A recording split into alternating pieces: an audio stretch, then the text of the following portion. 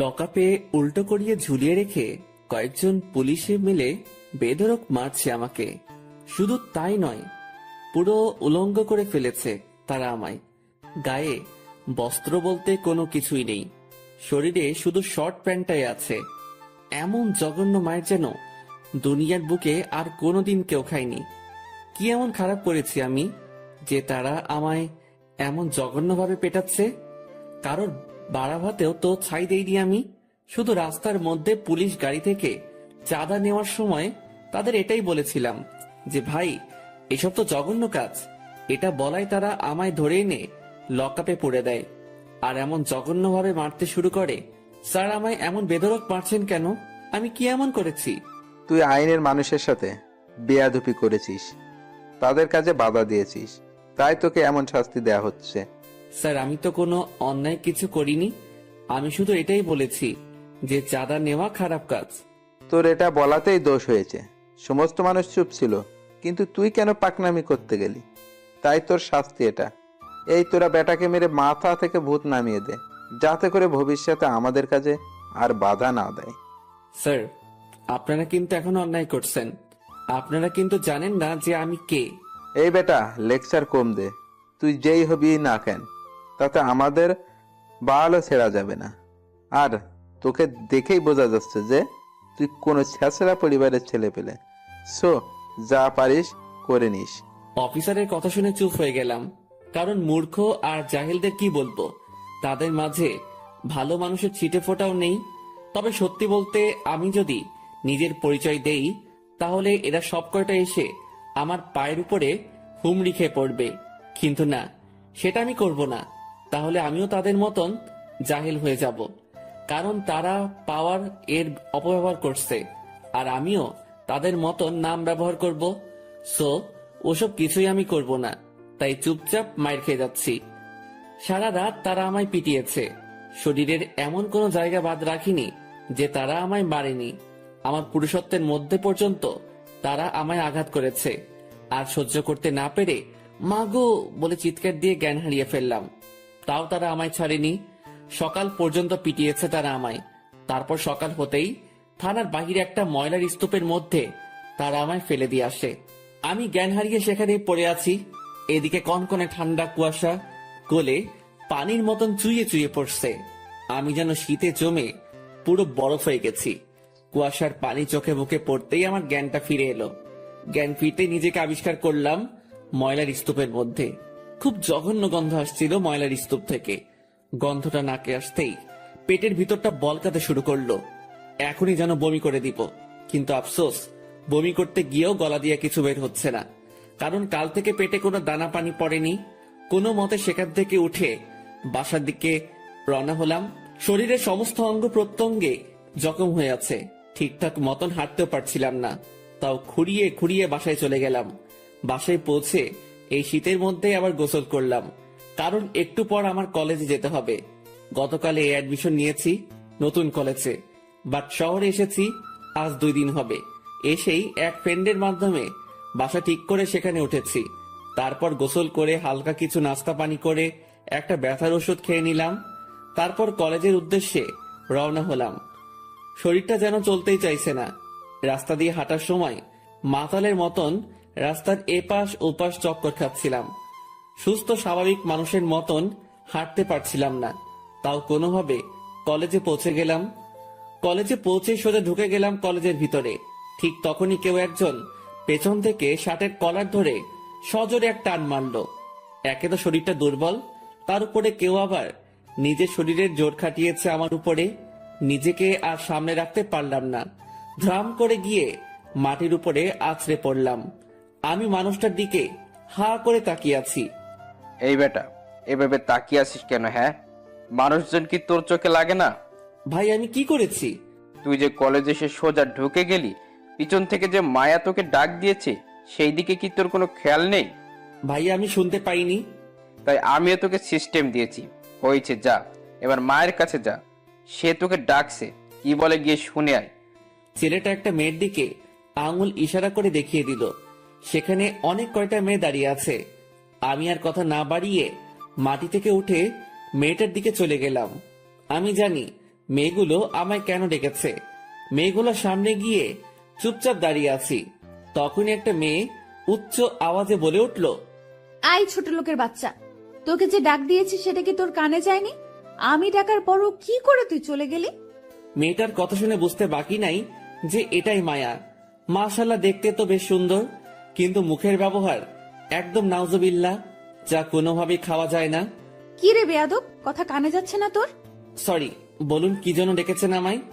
বাপ রে, বেটা তো দেখি গালিগালাজ করছে। না, তোকে সাইজ করতে হবে। একে তো ডাক দেওয়ার পরেও ঘাট তারামু করে চলে গেছিস, দ্বিতীয়ত এখন কথা বলছি আর তুই অন্য মনস্ক হয়ে আছিস। প্লিজ আমায় কিছু করিয়েন না, আমি খুব অসুস্থ। না বললে তো হচ্ছে না, তোকে তো শাস্তি পেতেই হবে।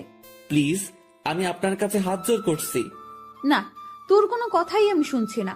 ওই যে দেখছিস মেয়েটাকে, সোজা গিয়ে তাকে জড়িয়ে ধরে চুমু খাবি, তাহলেই তুই ক্ষমা পাবি। প্লিজ আমায় রেহাই দিন। তোকে কিন্তু মেরে আদমরা করে ফেলবো বলে দিলাম। সোজা যেটা বলছি গিয়ে সেটা কর।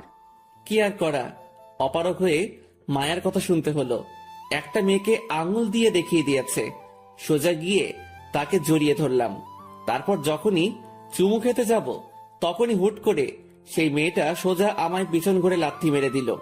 লাথিটা এমন জায়গায় মেরেছে যে পুরো দম বের হয়ে যাচ্ছে আমার। এই ছোট লোকের বাচ্চা, তোর কত বড় সাহস যে তুই আমায় জড়িয়ে ধরিস? এই, তোরা কে কোথায় আছিস? মেয়েটার চিৎকার শুনে মায়া আর তার সাথে মেয়েগুলো দৌড়ে আসলো। এই রিমা, কি হয়েছে রে? আরে মায়া, বলিস না, এই জানোয়ার বাচ্চা হুট করে কোথা থেকে এসে আমার সাথে অসভ্যতাম শুরু করেছে। আই ছেলে, তোর সাহস তো কম না, তুই আমার বান্ধবীর সাথে অসভ্যতাম করিস। আপনি তো বললেন ওনাকে জড়িয়ে ধরে চুমু খেতে। কি? আমি তোকে কখন বলেছি? একটু আগে না বললেন যে ওনাকে জড়িয়ে ধরে চুমু খেতে? আপনার সাথে যারা আছে তাদেরকে জিজ্ঞেস করুন। এই, আমি কখন বলেছি রে বেটাকে যে রিমিকে গিয়ে চুমু খেতে? না, তুই তো বলিসনি। বেটা এনা গিয়ে নিজে নিজে এমন অসভ্যতম করেছে। কি রে, সবাই কি বলছে শোন। রিমি, আমি তাকে এসব বাজে কথা কখনোই বলিনি।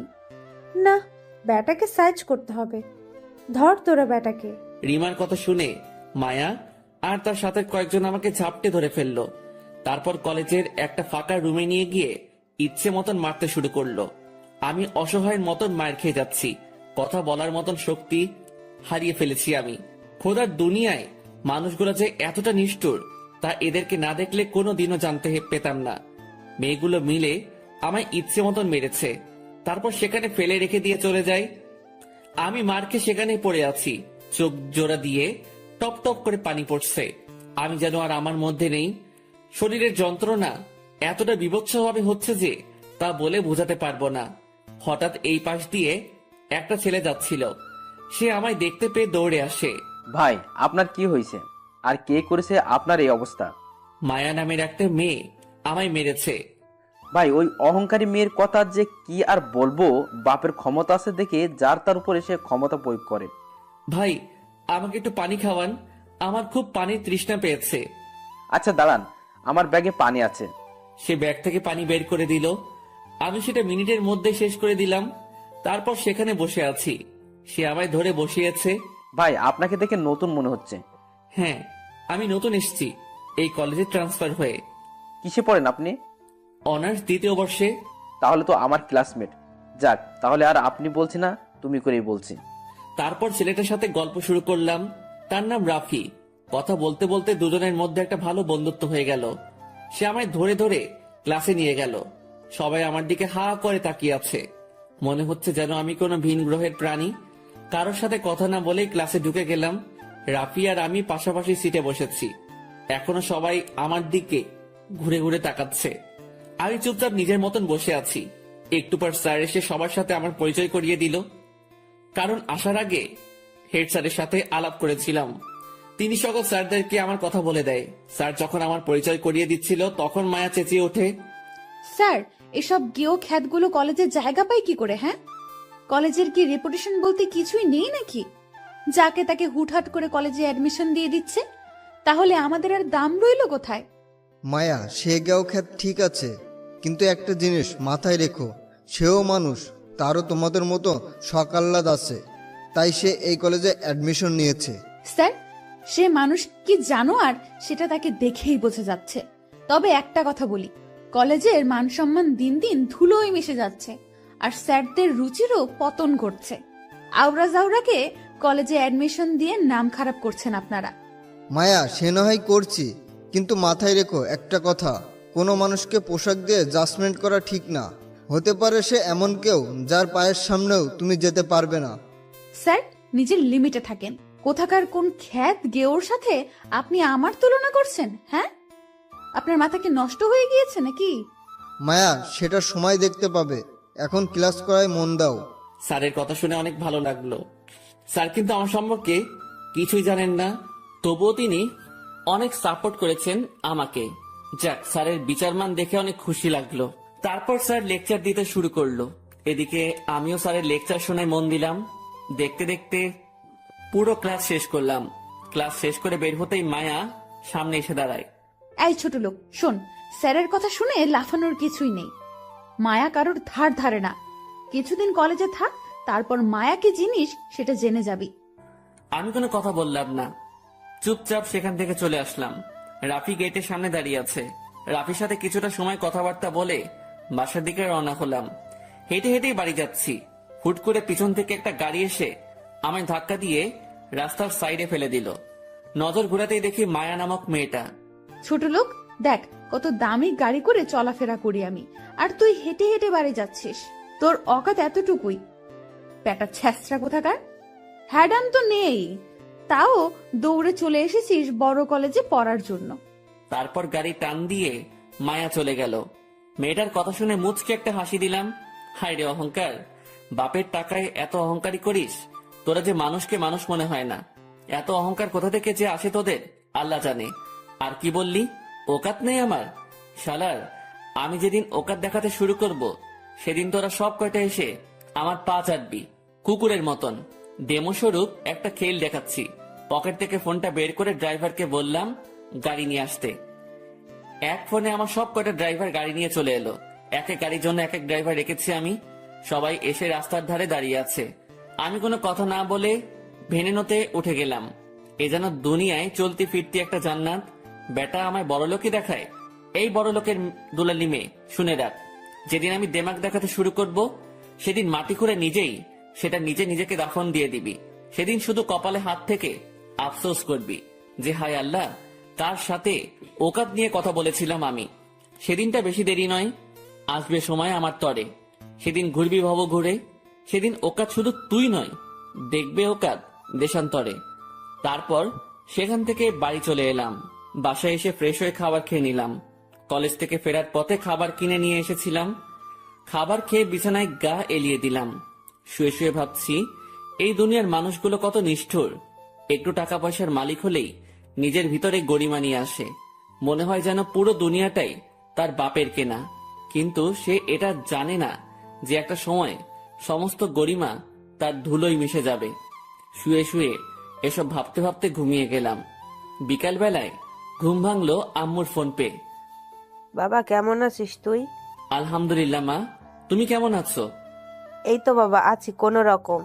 ছেলে মেয়েকে ছাড়া কি ভালো থাকা যায় বল?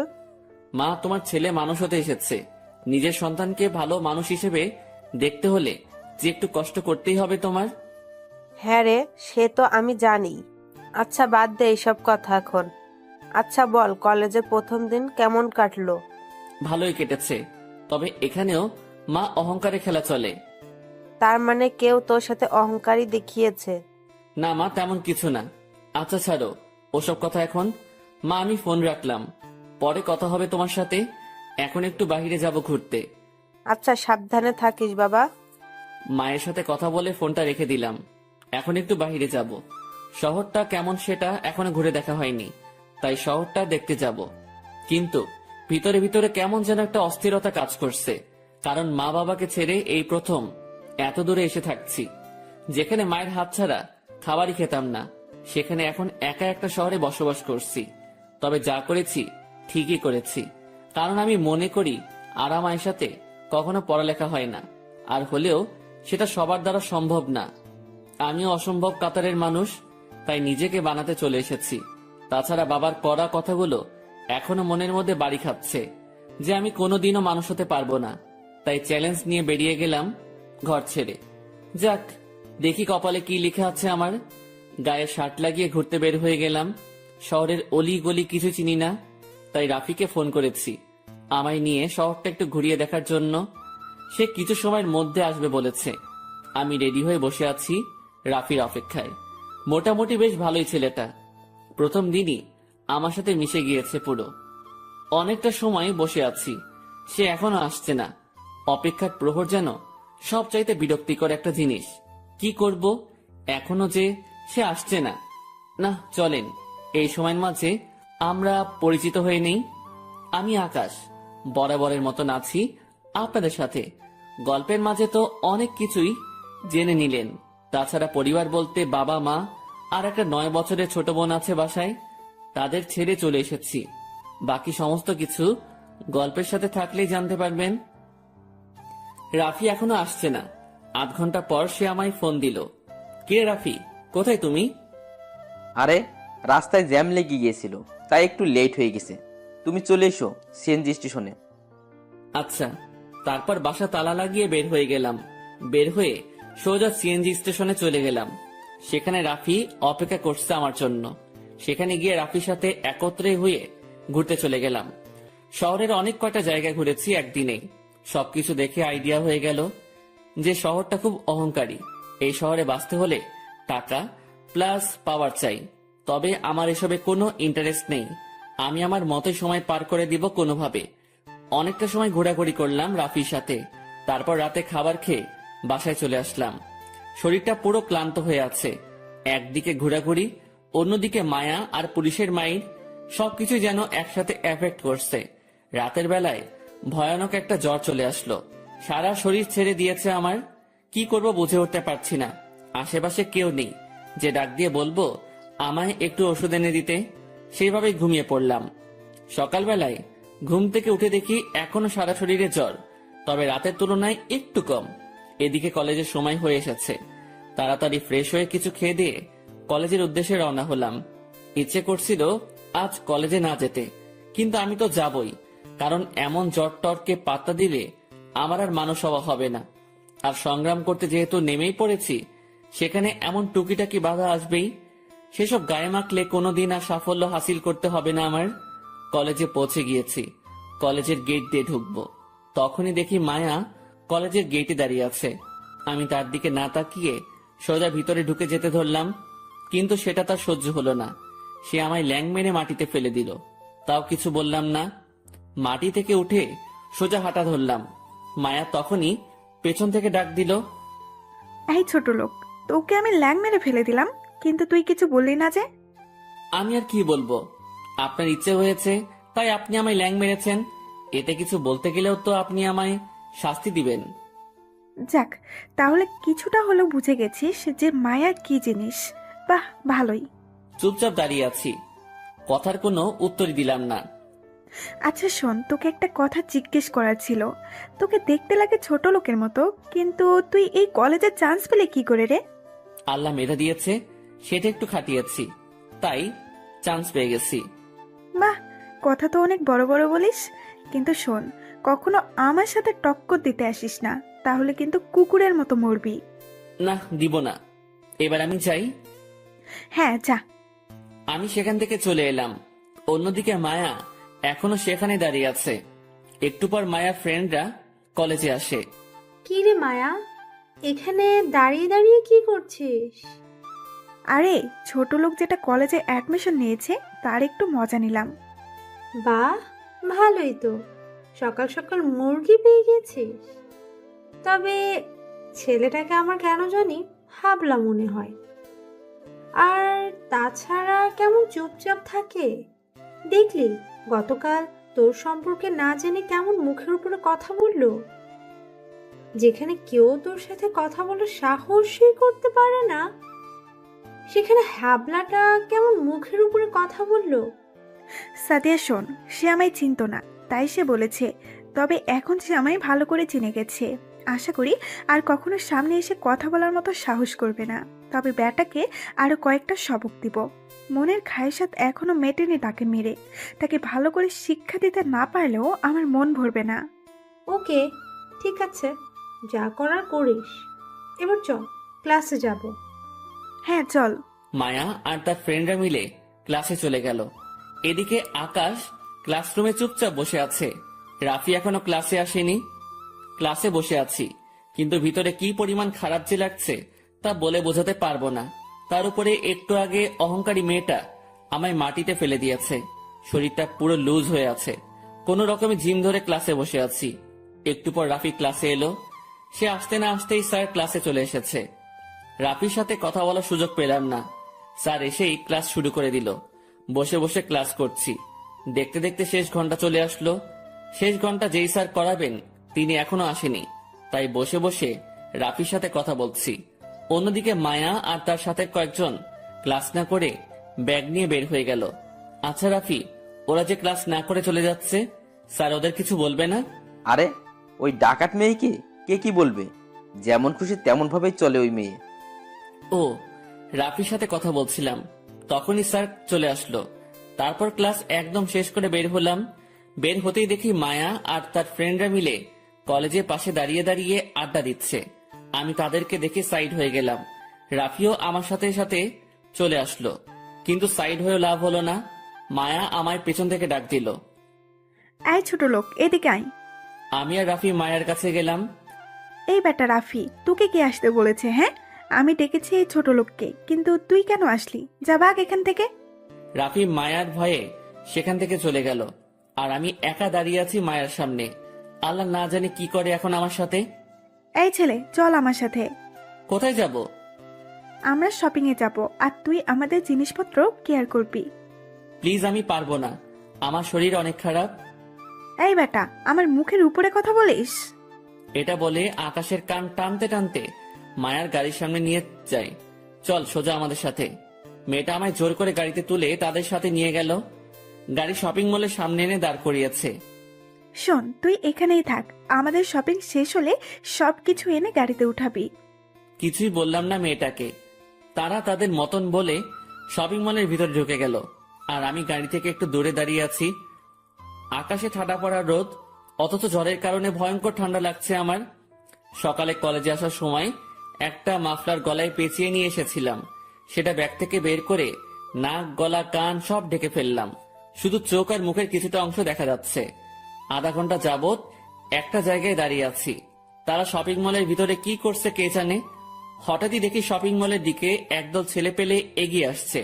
ছেলেগুলোকে দেখেই বোঝা যাচ্ছে যে তারা উশৃঙ্খল ছেলে পেলে। তারা এসে শপিং মলের সামনে দাঁড়িয়ে দাঁড়িয়ে আড্ডা মারছে। এমন সময় মায়া আর তার সাথে সকলেই ব্যাগ ভরে শপিং করে এনে আমার হাতে ধরিয়ে দিল। এই ছোট লোক, এইগুলো গাড়িতে সাজিয়ে রাখ। আচ্ছা, আমি ব্যাগগুলো নিয়ে গাড়ির মধ্যে সেট করছি। অন্যদিকে ছেলেগুলো মায়াদের দিকে তাকিয়ে বাজে বাজে মন্তব্য করছে। আমি সমস্ত ব্যাগ গাড়িতে সেট করে দিয়ে দাঁড়িয়ে আছি। ছেলেগুলো এখনো বাজে বাজে কথা বলছে। মামা দেখ, মালগুলা সেই না? হ্যাঁ রে মা, একবার পাইলে পুরো সেই করে খাতির যত্ন করতাম। ছেলেগুলোর এসব কথা শুনে মায়া ছেলেগুলোর দিকে এগিয়ে যায়, আর আমি ঠায় সেখানে দাঁড়িয়ে আছি। এই ছেলে, তোদের সমস্যা কি রে? হ্যাঁ, অনেকটা সময় ধরে দেখছি তোরা আমাদের নিয়ে বাজে বাজে কথা বলিস। তোরা চিনিস আমি কে? এই মেয়ে, তোরে চিনার কি আছে রে? তুই একটা মেয়ে, মেয়ে মানি মাল, আর মাল মানি ভোগের পাত্র। ছেলেগুলোর মুখে এসব কথা শুনে মায়া ঠাস করে একটা থাপ্পড় লাগিয়ে দেয়, আর সাথে সাথে ছেলেগুলো খেপে যায়। আমি এখনো সেখানে দাঁড়িয়ে দাঁড়িয়ে তামাশা দেখছি, আর তামাশা দেখা ছাড়া কি বা করার আছে। এই মেয়ে, তো কত বড় সাহস, তুই আমারে থাপ্পড় মারিস? বলেই ধ্রাম করে মায়ার গালে সজোরে একটা থাপ্পড় বসিয়ে দেই। মায়া থাপ্পড়ের টাল সামলাতে না পেরে মাটিতে পড়ে যায়। তারপর ছেলেটা মায়ার চুলের মুঠি ধরে তলপেট বরাবর সজোরে এক লাথি মারে। মায়া ব্যথায় মাগো বলে চিৎকার দিয়ে কান্না করে দেয়। ছেলেগুলোর কাণ্ড দেখে যেন শরীরের রক্ত মাথায় উঠে গেল, কিন্তু চুপচাপ দাঁড়িয়ে আছি আমি, কারণ দেখি মায়ার সাথে ফ্রেন্ডগুলো কিছু করে নাকি আগে, কিন্তু না, তারাও ভয় চুপসে আছে। ওদিকে ছেলেগুলো মায়াকে মেরেই চলেছে। না, এবার আমাকে কিছু একটা করতে হবে। ছেলেগুলো ডেকে এগিয়ে গেলাম। মায়া চেঁচিয়ে কান্না করছে। গিয়েই ছেলে একটার কলার ধরে টান দিয়ে সদরে এক লাথি মেরে দিলাম বুকের মধ্যে। লাথি খেয়ে ছেলেটা সাথে সাথে মাটিতে লুটিয়ে পড়ল। আর তার সাথে ছেলেগুলো এই দৃশ্য দেখে দৌড়ে আসলো আমার দিকে আমাকে মারার জন্য। তারা চারপাশ থেকে আমাকে ঝাপটে ধরে ফেলছে। আমি নড়াচড়াও করতে পারছি না। আসলে জ্বরের কারণে শরীরে শক্তি নেই। তাদের থেকে একটা ছেলে এসে আমার মুখ থেকে মাফলারটা টান দিয়ে খুলে ফেলে। সে আমার ফেস দেখে এক দৌড়ে সেখান থেকে পালিয়ে যায়। ছেলেটা দৌড়াচ্ছে আর চেঁচাচ্ছে, আমার জীবনের আমিই ভালোবাসি, আমি পালিয়ে যাচ্ছি। তোদের জীবন নিয়ে যদি মায়া থাকে তাহলে সব কয়টা পালা এখান থেকে, না হয় আর কোনোদিন তোদের সাথে আমার দেখা হবে না। কারণ তোরা যাকে ধরে রেখেছিস সে কোনো মানুষ না, সে মানুষরূপী একটা আজরাইল। ছেলেটার কথা শুনে যেই দিকে পেরেছে পালিয়েছে। চোখের সামনে আর একটাকেও দেখতে পারছি না, খালি মায়া মাটিতে পড়ে কান্না করছে। সবাই এই দৃশ্য দেখে হা করে তাকিয়ে আছে আমার দিকে। সবার চোখ জোড়া কপালে উঠে যাওয়ার মতন অবস্থা। সত্যি যেন মনে হয় তারা নিজের চোখের সামনে আজরাইলকে দেখে ফেলেছে। আমি চুপচাপ দাঁড়িয়ে আছি। সবার এরকম করে চোখ পাকিয়ে তাকিয়ে থাকা যেন কেমন এক ধরনের লাগছিল। না, নিজেকে আড়াল করতে হবে। কোনো কিছু না ভেবে মায়ের হাত আলতোভাবে ধরে মাটি থেকে উঠালাম তাকে। কিন্তু সে আমায় অবাক করে দিল। সে খপ করে আমায় জড়িয়ে ধরে কান্না করতে শুরু করলো।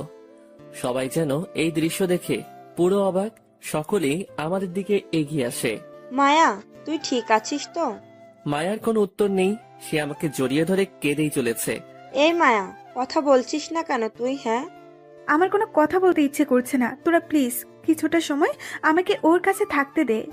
মায়া, কি সব বলছিস তুই? হ্যাঁ, আমি যা বলেছি কানে শুনেছিস তো তোরা? তারপরেও কেন খামোখা প্রশ্ন করছিস? কেউ আর কোনো কথা বলল না। সবাই মায়ার কথা শুনে চুপ হয়ে গেল। এদিকে আমার ভিতরে অস্থির লাগছে বিশাল রকমের, তাও চুপচাপ দাঁড়িয়ে আছি। একটু পর মায়া আমায় ধাক্কা দিয়ে সরিয়ে দিল। আমি ওর কাণ্ড দেখে অবাক চোখে তাকিয়ে আছি তার দিকে। সে নিজেই জড়িয়ে ধরলো, আবার নিজেই ধাক্কা দিয়ে সরিয়ে দিল। আল্লাহ, না জানি কি করে এখন আবার আমার সাথে। এই বেয়াদব ছেলে, তোর তো জ্বরে গা পুড়ে যাচ্ছে, তুই এত জ্বর নিয়ে দাঁড়িয়ে আছিস কি করে? হ্যাঁ, আমি তো আগেই বলেছিলাম যে আমার শরীর খারাপ, কিন্তু তাও আপনি আমার কান টেনে এখানে নিয়ে এসেছেন। তাই বলে কি তুই চুপচাপ থাকবি? হ্যাঁ, একবার মুখ ফুটে তো বলতে পারতিস যে তোর জ্বর উঠেছে, তাহলে তো তোর উপরে আর জোর খাটাতাম না। ও মা, মেয়েটার কথা বলার ধরন পুরো পরিবর্তন হয়ে গেল কি করে? যেই মেয়ে আমাকে ইচ্ছে মতন মেরেছে সেই মেয়ে এখন নরম ভাষায় কথা বলছে। কিরে, কথা বলছিস না কেন? আসলে এমনিতেই বলিনি। আচ্ছা থাক, হয়েছে যা হবার। এবার চল তুই আমার সাথে, তোকে ডক্টরের কাছে নিয়ে যাব। মায়ার কথা শুনে তার ফ্রেন্ড একজন বলে ওঠে, এই ছেলে, তোর শরীরে কি জ্বর অনেক বেশি? দেখি তো একটু। বলেই আকাশের কপালে হাত দেয়। কিন্তু মায়া ঝাটকি দিয়ে মেয়েটার হাত সরিয়ে দেয়। আই, তোরা কেউ ওকে স্পর্শ করবি না, ওকে শুধু আমি স্পর্শ করব। ছেলেগুলো যখন আমায় মারছিল তখন সে এসে আমায় বাঁচিয়েছে। আমি মাটিতে পড়ে কান্না করছিলাম, সে এসে আমার হাত ধরে উঠিয়েছে। তোরা তখনও ঠাই দাঁড়িয়েছিলি। সো এই ছেলেকে তোরা কেউ স্পর্শ করতে পারবি না। ওকে স্পর্শ করলে একমাত্র আমি করব। মায়া, তুই এই ছোট লোক ছেলের জন্য আমাদের সাথে এমন ব্যবহার করবি? তাহিয়া, মুখ সামলে কথা বল। সে হতে পারে ছোট লোক, কিন্তু সে মনের দিক দিয়ে অনেক বড়। সো ওকে নিয়ে আর একটা বাজে কথা বললেও তোদের খবর করে ছেড়ে দেবো আমি। মায়া, এতটা পাল্টে গেলি কি করে মুহূর্তের মাঝে? তাহিয়া প্লিজ যা তো, আমার এখন কোনো ধরনের বকবক করতেই ভালো লাগছে না। প্লিজ তোরা সবাই আমার গাড়ি করে বাসায় চলে যা, আমি ওকে নিয়ে হসপিটালে যাব। ওকে, ঠিক আছে, আমরা চলে যাচ্ছি। এদিকে আমি তো পুরো টাসকি মায়ার কথা শুনে। সে মিনিটের মধ্যেই কেমন পাল্টে গেল। মায়ার ফ্রেন্ডরা সবাই গাড়ি নিয়ে বাসায় চলে গেছে। এদিকে মায়া আমার জন্য রিক্সা দাঁড় করিয়েছে। তারপর আমায় ধরে রিক্সায় ওঠাই। আঙ্কেল, হসপিটাল নিয়ে চলেন। আচ্ছা মামনি। আমি চুপচাপ বসে আছি রিক্সার মধ্যে। শরীর গিরগির করে কাঁপছে আমার। পাশ থেকে মায়া হয়তো সেটা লক্ষ্য করেছে। সে একদম আমার শরীরের কাছে চলে আসলো। পুরো গায়ে গায়ে ঘেঁষে বসেছে সে আমার শরীরের কম্পন যেন আরো বেড়ে গেল। আমি নিজেকে আর সামনে রাখতে পারছিলাম না। মাথাও ঘুরতে শুরু করেছে আমার। মনে হয় যেন এক্ষুনি মাথা ঘুরে রিক্সা থেকে পড়ে যাব। চোখ মুখ বন্ধ হয়ে আসছিল আমার, একদম পুরোপুরি নিস্তেজ হয়ে আসছে শরীর। না, আমার আর টিকে থাকা সম্ভব না। মাথা চক্কর দিয়ে পড়ে যেতে ধরলাম রিক্সা থেকে। ঠিক তখনই মায়া আমায় এক টান দিয়ে নিজের বুকে নিয়ে নিল। এই ছেলে, কিচ্ছু হবে না তোমার। এই তো হসপিটালে চলে এসেছি আমরা। তুমি আর একটু সময় আমার বুকে মাথা রেখে চোখ বুজে থাকো। যদিও সেন্স নেই নিজের মধ্যে, তবে বুঝতে পারছিলাম যে মেয়েটা আমার সাথে এখনো অস্বাভাবিক আচরণ করছে। কিন্তু আমার এখন এসব নিয়ে ভাবার মতন পরিস্থিতি নেই। আমি মেয়েটার বুকে মাথা রেখে হেলান দিয়ে চুপচাপ বসে আছি, আর সে আমায় ধরে রেখেছে 2 হাত দিয়ে। এক হাত দিয়ে আমার শরীর পেঁচিয়ে ধরেছে, আরেক হাত আমার মাথার নিচে আলতো করে দিয়ে রেখেছে। দেখতে দেখতে হসপিটাল পৌঁছে গেলাম। মায়া আমায় ধরে ধরে হসপিটালের ভিতরে নিয়ে গেল। ডক্টর, দেখেন তো ওর কি হয়েছে। ডক্টর আমাকে চেক আপ করে বলল, দেখুন, পেশেন্টের শরীর অনেক দুর্বল, তাছাড়াও জ্বরের মাত্রাটাও অনেক বেশি। পেশেন্টকে তাড়াতাড়ি স্যালাইন দিতে হবে। ডক্টর, যা করার করেন, বাট সে যেন সুস্থ হয়ে ওঠে। ডক্টর তাড়াতাড়ি একজন নার্সকে ডেকে বলল আমাকে বেডে নিয়ে গিয়ে স্যালাইন লাগিয়ে দিতে। নার্স ডক্টরের কথা মতন আমায় বেডে নিয়ে সে স্যালাইন লাগিয়ে দিল। শরীরটা এতটা দুর্বল লাগছিল যে আমি বেডের মধ্যেই ঘুমিয়ে পড়লাম। এক ঘুমে সোজা রাত হয়ে গিয়েছে। ঘুম ভাঙতে দেখি মায়া আমার পাশে বসে আছে। বসে বসে আমার মাথায় হাত বুলিয়ে দিচ্ছে। এত রাত হয়ে গেল, আপনি এখনো বাসায় যাননি? না, কি করে বাসায় যাব তোমায় এইভাবে ফেলে রেখে? মেয়েটার কথা শুনে অবাকের পর অবাকই হচ্ছে খালি। এই তো গতকালই মেয়েটা আমায় মারলো, আর আজ সেই মেয়েই আমার জন্য টেনশন করছে। তোমার কেমন লাগছে এখন? একটু ভালো। যাক, চিন্তামুক্ত হলাম। তোমার স্যালাইনও শেষ হয়ে এসেছে। দাঁড়াও, ডক্টরের সাথে কথা বলে তোমায় বাসায় পৌঁছে দিয়ে আসছি। আচ্ছা। মেয়েটা ডক্টরের সাথে কথা বলে আমায় পৌঁছে দিয়ে গেল। এই যে ছেলে, কাল কিন্তু কলেজে যাবে না। আগে সুস্থ হও, তারপর কলেজে যাবে। আর ওষুধগুলো কন্টিনিউ করবে। আমি কিছু খাবারও কিনে দিয়েছি ব্যাগের মধ্যে, সেটা খেয়ে রাতে ওষুধ খেয়ে নেবে। আচ্ছা। তারপর মেয়েটা চলে গেল। এদিকে আমি বাসায় পৌঁছে হালকা কিছু খেয়ে নিলাম। পরে খেয়ে দিয়ে ওষুধ খেয়ে নিলাম। তারপর শুয়ে পড়লাম। মেয়েটার আচরণগুলো এখনো আমার চোখে ভাসছে। মনে হচ্ছিল যেন সে আমার বিয়ে করা বউ। এমন করে কেয়ার করছিল সে আমার। এসব নিয়ে ভাবতে ভাবতে কখন যে ঘুমিয়ে গেছি তা নিজেও বলতে পারবো না। সকালবেলায় ঘুম ভাঙতেই দেখি মায়া আমার মাথার কাছে বসে আছে। আমি মেয়েটাকে দেখে থতমত খেয়ে গেলাম। এই যে, আপনি কখন এলেন? সকাল 7টা বাজে। ঘড়ির দিকে তাকিয়ে দেখি 9টা বাজে। তার মানে মেয়েটা এসে 2 ঘন্টা যাবৎ আমার জন্য বসে আছে। সত্যি, মেয়েটার আচরণ দেখে নিজের কাছে নিজেরই অবাক লাগছে। আচ্ছা, এখন শরীর কেমন? জ্বরটা হয়তো একটু কমে এসেছে, কিন্তু শরীরের দুর্বলতা আগের মতোই। সব ঠিক হয়ে যাবে। সেদিন সারাদিন মেয়েটা আমার বাসায় ছিল। আমায় নিজের হাতে জোর করে খাইয়ে দিয়েছে। মেয়েটার কেয়ার যেন ভিতরটাকে ক্ষত বিক্ষত করে দিচ্ছে আমার। তারপর সন্ধ্যা হতেই সে চলে যায়। যাওয়ার আগে আলতো করে একবার জড়িয়েও ধরেছিল, তারপর চলে গেছে। এদিকে আমার মনের ভিতরে তো পুরো আগুন ধরিয়ে দিয়েছে সে। সে আগুন কি করে শান্ত করব তা আমার জানা নেই। এইভাবেই দিনটা কেটে গেল। পরের দিন সকালবেলায় শরীরটা একটু ভালো লাগায় কলেজে চলে গেলাম। কলেজে গিয়ে দেখি কেউ কলেজে আসেনি। কেউ বলতে মায়া আর তার সাথে কেউ আসেনি। আমি ক্লাসে চলে গেলাম। ক্লাসে গিয়ে দেখি রাফি আর কিছু ক্লাসমেট নিজেদের মধ্যে কথা বলছে, আবার কেউ বসে আছে। আমিও চুপচাপ বসে পড়লাম। রাফি আমায় দেখে কাছে চলে এলো। এই আকাশ, গতকাল কি হয়েছিল যে কলেজে আসলে না? আরে, শরীরটা একটু খারাপ থাকে, আসতে পারিনি। ও, এখন শরীর কেমন আছে? আছে মোটামুটি আগের চেয়ে ভালোই। দুজনে গল্প করতে করতে সবাই চলে এলো। ক্লাসের স্যারও ক্লাস করাতে চলে এলো, কিন্তু মায়া আর তার সাথে কেউ আসেনি। দূর, আসলে আসুক, না আসলে নাই। আমি আমার মতন ক্লাসে মন দিলাম। ক্লাস করছিলাম, হঠাৎই অন্য ডিপার্টমেন্টের একজন এসে বলে গেল, স্যার আকাশকে, তাকে মায়াপু ডাকছে। মেয়েটার অশান্তি করা ছাড়া কি কোনো কাজ নেই? ছেলেটা ভালোই ভালোই ক্লাস করছে, এখন তাকে নিয়ে গিয়ে বিরক্ত করবে। এই আকাশ, যাও তো দেখে আসো মায়া কেন তোমায় ডাকছে। আশা করি উল্টোপাল্টা কিছু করাবে তোমাকে দিয়ে, তাই ডেকেছে। আমি চুপচাপ ক্লাস থেকে বের হয়ে গেলাম। কি সাংঘাতিক মেরে বাবা, সে নিজে তো ক্লাস করে না, আবার আমাকে ক্লাস থেকে ডেকে পাঠায় অন্যদের সামনে। যেখানে স্যার উপস্থিত রয়েছে সেখানে সে হুকুম মতো চালাচ্ছে। তার মনে কি একটু ভয়ভীতি নেই নাকি আল্লাহ জানে। ক্লাস থেকে বের হতেই দেখি মায়া আর তার ফ্রেন্ডগুলা কলেজ গেটের পাশে বসে বসে আড্ডা মারছে।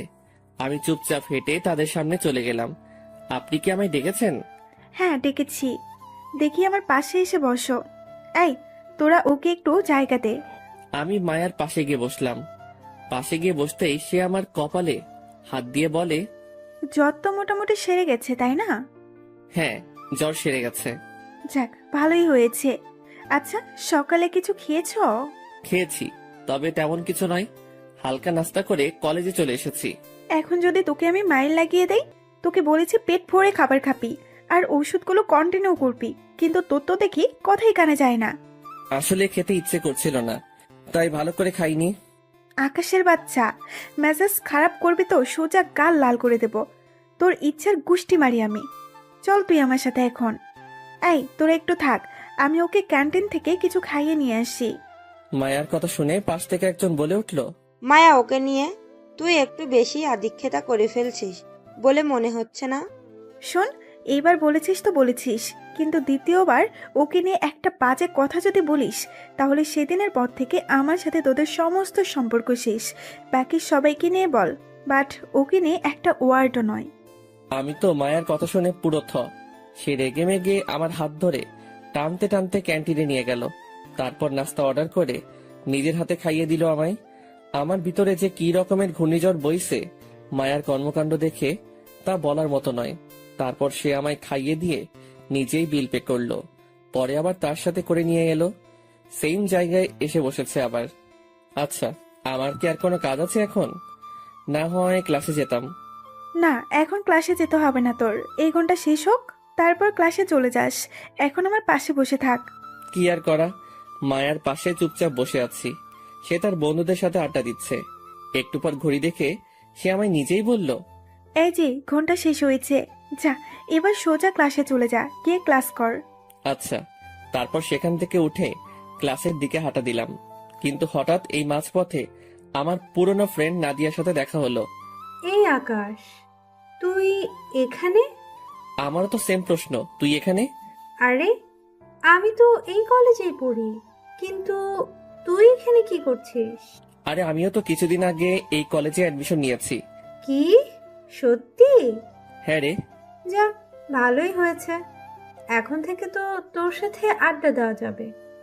বহুদিন পর পুরনো কোনো ফ্রেন্ডের সাথে একত্রে হলাম, কিন্তু আফসোস তুই হয়তো অন্য ডিপার্টমেন্টে। হ্যাঁ।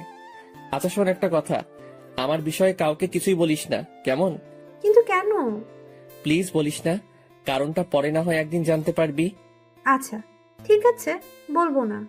এবার আমি ক্লাসে যাই, পরে কথা হবে। আচ্ছা যা, তোদের তো আবার এখন ক্লাস চলছে। হ্যাঁ। তারপর নাদিয়ার সাথে কথা বলে ক্লাসে চলে এলাম। ক্লাসে এসে সোজা নিজের জায়গায় বসে গেলাম। রাফি আমার পাশের সিটেই বসেছে। সে আমায় ছোট্ট করে ডাক দিয়ে বলল, কিরে, কেন ডেকেছে দেমাগি মেয়েটা তোমায়? এমনি খোঁজ খবর নিতে ডেকেছে। মানে কি বললে বুঝলাম না। আরে বাদ দাও, ক্লাস শেষে বলবো। তারপর ক্লাসে মন দিলাম। তারপর দেখতে দেখতে ক্লাসের পুরো সময়টা পার হয়ে গেল। ক্লাস ছুটি হয়েছে। আমি ব্যাগটা কাঁধে নিয়ে রাফির সাথে বের হয়ে গেলাম। ক্লাসরুম থেকে বের হতেই দেখি মায়া ক্লাসরুম থেকে একটু দূরে দাঁড়িয়ে আছে। সে আমার দিকে ভয়ানক দৃষ্টিতে তাকিয়ে আছে। মায়া আমাকে দেখতে পেয়ে দৌড়ে এসে আমার কলার ধরে টানতে টানতে খোলা মাঠে নিয়ে গেল। তারপর সবার সামনে ঠাস ঠাস করে 2 গালে কয়েকটা থাপ্পড় বসিয়ে দিল। মেয়েটার কর্মকাণ্ড দেখে পুরো থ হয়ে দাঁড়িয়ে আছি।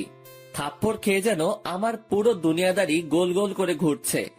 আমি যেন আর নিজের মধ্যে নেই। আশেপাশে সকলেই আমার দিকে চোখ পাকিয়ে তাকিয়ে আছে। লজ্জায় মাটির দিকে তাকিয়ে আছি।